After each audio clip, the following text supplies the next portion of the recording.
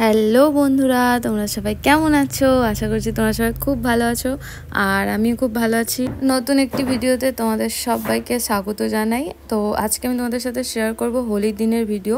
অনেক দিন হয়ে গেছে হোলি, যাই হোক আজকে আমি ভিডিওটা শেয়ার করব তোমাদের সাথে। তো ওই দিন সকালবেলা খেয়েছিলাম ডিম, কলা, তরমুজ, পাউরুটি।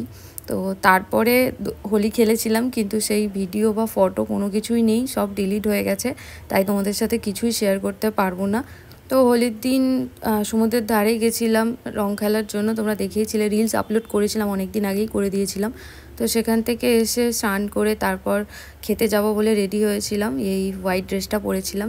অনেকটাই দেরি হয়ে গেছিলো লাঞ্চ করতে, প্রায় বিকেল 5টা। তো তখনও দেখো ভালোই রোদ আছে। তো গেলাম, সব দোকানপাট মোটামুটি বন্ধই ছিল, কারণ হোলি ছিল ওই দিনেই। একটাই দোকান খোলা ছিল, হোটেল থেকে কাছেই ছিল এটা, যাই হোক বেশি দূর হেঁটে যেতেও হয়নি।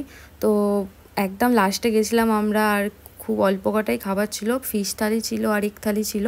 কপাল ভালো ছিল যে ওই দিন ভাতটা পেয়েছিলাম, কারণ যখন গেছিলাম আমরা দোকানটাতে বলছিল যে আমাদেরও সব খাবার মোটামুটি শেষ, একদম দোকান বন্ধ করছিল, তখনই আমরা গেছিলাম। তো আমি নিয়েছিলাম এক থালি, যাতে ছিল 2টো এগ, ডাল আর 2 রকমের তরকারি। 2 পিস ডিম দিয়ে কিন্তু এক থালির দামটা অনেকটাই কম নিয়েছিল, মাত্র 80 টাকা নিয়েছিল। আর খাবার দাবার বেশ ভালো ছিল। আমার তো সব থেকে ভালো লেগেছিলো এই তরকারিটা। জানি না কি কি সবজি দেওয়া ছিল, কিন্তু খেতে খুব সুন্দর লাগছিল। খাবার তো এখানকার খুব ভালোই ছিল, প্রত্যেকটা খাবার ভালো ছিল। তার থেকেও যেটা ভালো ছিল এখানে যারা ছিলেন তাদের ব্যবহার খুবই ভালো ছিল। সেই কোন সকালে ওই ডিম, তরমুজ এগুলো খেয়েছিলাম, তো খুব খিদেও পেয়েছিল। আর খেতে খেতে প্রায় 5:30 বেজে গেছিল। আর একটা জিনিস যেটা ভালো লেগেছে, এই যে তরকারিটা ছিল, এর মধ্যে 2 পিস ছোটো ছোটো চিংড়ি ছিল। আর চিংড়ি তো আমার খুবই পছন্দের, তোমরা জানোই, তো এই জন্য আরও ভালো লেগেছিলো। পুরীতে গিয়ে এতই ভিডিও করেছি, এত ফটো তুলেছি 3-4 দিন ধরে, তো মানে একদম এই ভিডিওটা করতে করতে দেখলাম ফোনের মেমোরি পুরো ফুল হয়ে গেল। তো এই জন্যে মিডিলেই আমি ভিডিওটা বন্ধ করে দিয়েছিলাম। খাওয়া শেষ করার পর আবার কিছু ভিডিও, ফটো সব কিছু ডিলিট করলাম।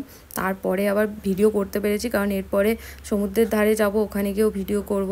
সব কিছু মিলিয়ে এখানকার খাবার কিন্তু বেশ ভালো লেগেছে আমার। তো এখান থেকে খাওয়া দাওয়া করে আমরা চলে গেছিলাম একটু সমুদ্রের ধারে। আর ওখানে গিয়ে ওখানকার যে কর্ন চাটটা আছে ওটা খেতে বেশ ভালো লাগে, ওটা খাওয়ার জন্যই গেছিলাম আরও। এখানে যে ফিশ থালিটা ছিল, এটার দাম নিয়েছিল 90 টাকা, আর এক থালিটার দাম নিয়েছিল 80 টাকা। আর একটা জিনিস ভালো ছিল, এখানে তরকারিগুলো ঝাল ছিল না, ওই জন্য আমার আরও বেশি পছন্দ হয়েছিল। তোমাদের কোনটা খেতে বেশি ভালো লাগে, এগ না ফিশ, কমেন্ট করে জানিও।